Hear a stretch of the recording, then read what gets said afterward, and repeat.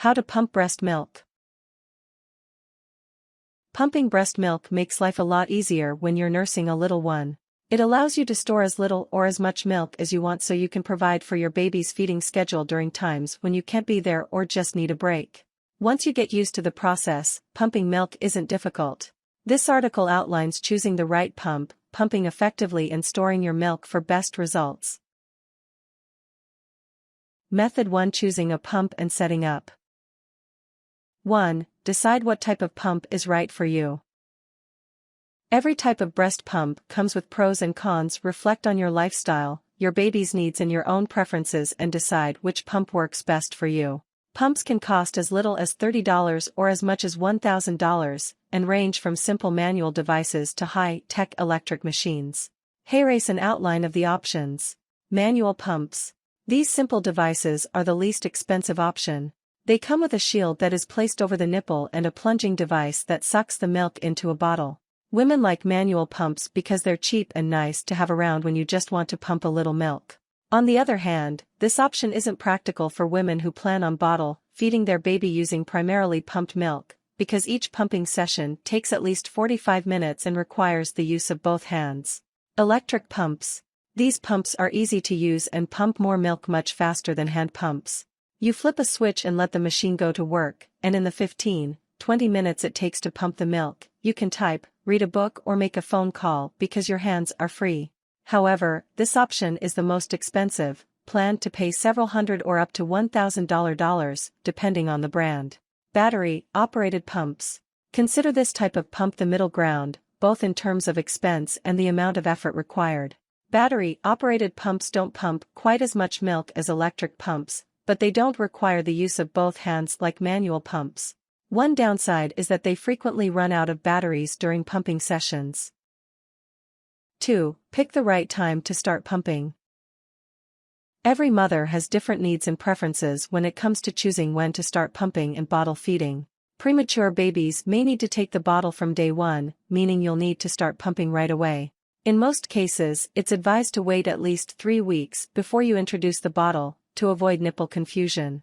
Ultimately, though, the choice is yours as the mother. If you're planning to start pumping when you go back to work, practice for a few weeks beforehand to get used to it first. If you want to start pumping before you're ready to introduce the bottle to your baby, you can freeze the milk for later. 3. Let your baby's feeding schedule be your guide. On the days when you pump, the easiest way to make sure you get the most milk is to align your pumping with your baby's schedule. That way you can take advantage of your body's natural cycle, rather than trying to force milk to come at random times. Keep in mind that the more often you pump, the more milk you'll produce. You can pump one breast while your baby is feeding on the other. This is an easy way to get plenty of milk. You can wait 1 hour after a feeding and pump both breasts. If you're at work or away, pump at the time of day when your baby would normally feed. 4. Get relaxed. The pumping process is easiest and least uncomfortable when you're feeling relaxed and calm. Whether you're pumping with your baby on your other breast or you're in the middle of the workday, it's important to find a space that feels peaceful and give yourself plenty of time. Rushing the process is only going to make it more difficult. 5. Encourage letdown. That means helping the milk move down into your breasts so that it'll flow freely into the pump. Massaging your breasts, draping a warm cloth over them, and allowing them to swing downward can all help to encourage letdown. 6. Make sure your supplies are clean and wash your hands before starting. This will ensure that the milk doesn't get contaminated during the pumping process. Be sure to wash the pump, bottle, and other supplies after each pumping session, too. Method 2: Using a manual pump. 1. Place the breast shield over your nipple. Make sure that you have the appropriate sized shield for your breast. Selecting an inappropriately sized shield can result in failed suction efforts, pain, and irritation.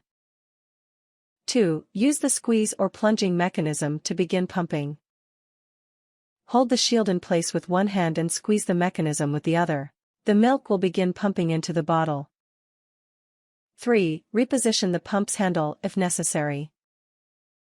Changing the position of the pump's handle can affect its suction ability, so move it around until you find an appropriate suction level that makes your breast pumping efforts easier. 4. Try leaning forward to make milk express more easily. Using gravity can help encourage the flow of milk into the container. 5. Continue until the milk flow slows. When pumping with a manual pump, it usually takes about 45 minutes. Method 3. Using an electric or battery-operated pump. 1. Position the breast shield over your nipple correctly. If you have a double breast pump, you'll want to position 2 shields over your nipples simultaneously. Double breast pumps can save enormous amounts of time for mothers who need to produce milk quickly or who have a baby who requires a lot of milk. 2. Turn the machine on and let it work. The milk will automatically begin pumping from your breast into the container. 3. Adjust the automatic suction as necessary. If the milk seems to be pumping slowly or the suction feels painful, adjust it. Try repositioning your breasts and the rest of your body. The process should not be painful, although it may feel strange at first. 4. Remain calm while the suction occurs. This will make the pumping process go much more smoothly. Some mothers can be made uneasy by a loud breast pumping machine. However, if you're relaxed, you will often produce more milk in less time than you would while anxious. 5. Continue until the milk flow slows. When using an electric or battery-operated pump, you should be finished within 15 to 20 minutes. Method 4. Storing breast milk. 1. Store milk in the refrigerator for up to 3 days. You can store it in either the bottle that it's pumped into or in another container designed for breast milk storage. Make sure to label the containers and use the oldest milk first. 2. Freeze milk for a few months. If you have extra breast milk, you can freeze it in plastic containers designed for breast milk storage. Fill the containers 3/4 full to allow room for the milk to expand. Label the containers and be sure to use the milk within 3 or 4 months. Don't freeze milk in bags that are not designed for this specific purpose. Certain plastics can leach chemicals into the milk. Disposable bottle bags are too flimsy. When you're ready to use the milk, thaw it in the refrigerator first. Don't thaw it at room temperature. Don't add fresh milk to a container of frozen milk. 3. Store milk in convenient serving sizes. Rather than storing a big jar of milk, store it in small serving-sized containers in portions of 2-4 ounces, depending on how much your baby usually takes. Tips.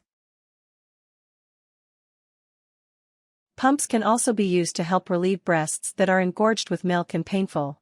You can buy special bras that are designed to be used with breast pumps. They provide a hands-free breast pumping experience. You may find that for the first few times that you pump, you aren't seeing a lot of milk being expressed. This may be because you need more practice handling the breast pump. It usually takes a few weeks before women who are new to pumping become comfortable with it. Another reason why only small amounts of milk may be expressed is due to low milk production. Pumping stimulates milk production, so the more you pump, the more milk your breasts will produce. Electric breast pumps can usually get the job done in much less time than manual breast pumps. Since the electric breast pump will be working for you, you'll also feel less tired after the pumping has finished. Your insurance might cover the cost of a breast pump if your baby was born prematurely or if he doesn't take to nursing. Since hospital-grade electric breast pumps can retail for thousands of dollars, some companies can allow you to rent the breast pumps for a few dollars a day. Warnings. Always clean your breast pump and its removable parts after a breast pumping session to avoid contamination.